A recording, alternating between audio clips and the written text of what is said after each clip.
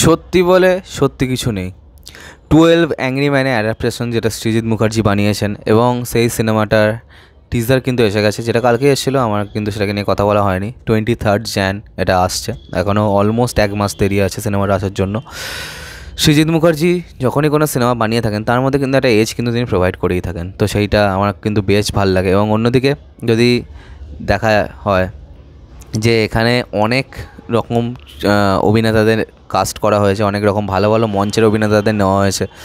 ফাল্গুনী বাবুর মতো একজন বড় স্টলওয়ার্ট অ্যাক্টর কিন্তু এখানে আছেন, অনির্বাণ বাবু আছেন, হ্যাঁ, এছাড়া পরমব্রত, রাহুল, এনারা তো আছেনই। তো এই সিনেমাটা প্রথমে হচ্ছে যে 12 অ্যাংরি ম্যান কিন্তু অনেকবার রিমেক হয়ে গেছে, রিমেক মঞ্চে সিনেমায় অনেকবার হয়ে গেছে। তো সেই সিনেমাটাকে করার কারণটা কি? তো সৃজিত মুখার্জি যখন করছেন নিশ্চয়ই কিছু ভেবেচিন্তেই করেছেন। তো চলো বেশি কথা না বাড়িয়ে দেখা যাক যে এই সিনেমার টিজারটা কেমন হয়েছে। 1 2 3 স্টার্ট।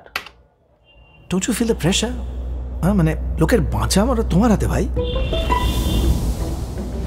আর এই জন্যে 1973 সালে ভারতবর্ষ থেকে জুরি সিস্টেমটাকে তুলে দেওয়া হয়, কারণ এই 12 জন জুরির পার্সোনাল বায়াস একটা ভার্ডিক্টকে 12 গুণ ডেঞ্জারাস করে তোলে।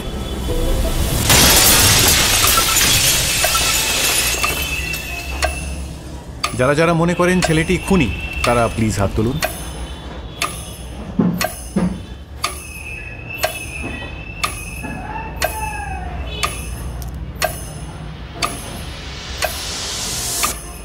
আচ্ছা, ফোনটা নামিয়ে হাতটা তুললে ভালো হয়, সবাই এখানে হাত তুলে অপেক্ষা করছে। ইয়েস প্লিজ, হাতটা তুলুন।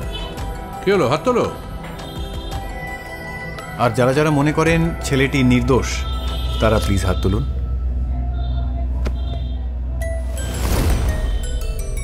সিরিয়াসলি?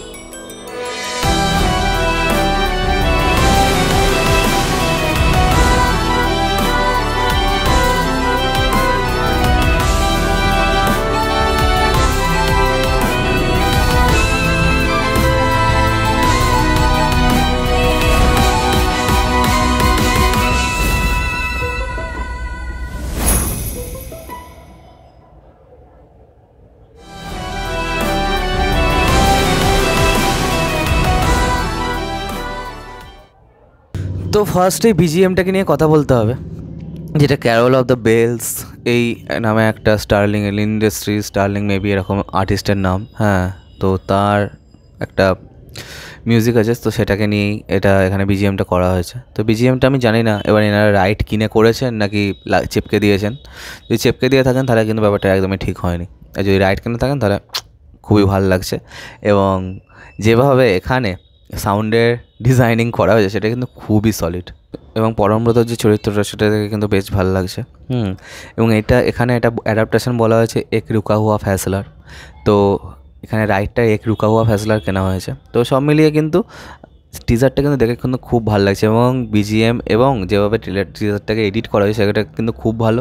এবং সৃজিত মুখার্জির সিনেমার গান, ট্রেলার এগুলো কিন্তু খুব ভালো ভালো হয়। এবং যে 12 অ্যাংরি ম্যান এই যে এন্টায়ার গল্পটা, এন্টায়ার স্টোরিটা কিন্তু খুবই ডায়ালগ ড্রিভেন এবং খুবই পারফরমেন্স ড্রিভেন, তাই এখানে খুব ভালো ভালো অভিনেতাদের কিন্তু কাস্ট করা হয়েছে। তো চলো দেখা যাক যে এই সিনেমাটা কেমন হয়। আজকের মতো ভিডিওটা এখানে শেষ করলাম। কমেন্ট করে জানান যে আপনাদের কেমন লেগেছে এই টিজারটা, আর সাবস্ক্রাইবটা প্লিজ করে দেবে। তো আমার সাথে তোমাদের আবার দেখা হয়। Bye bye.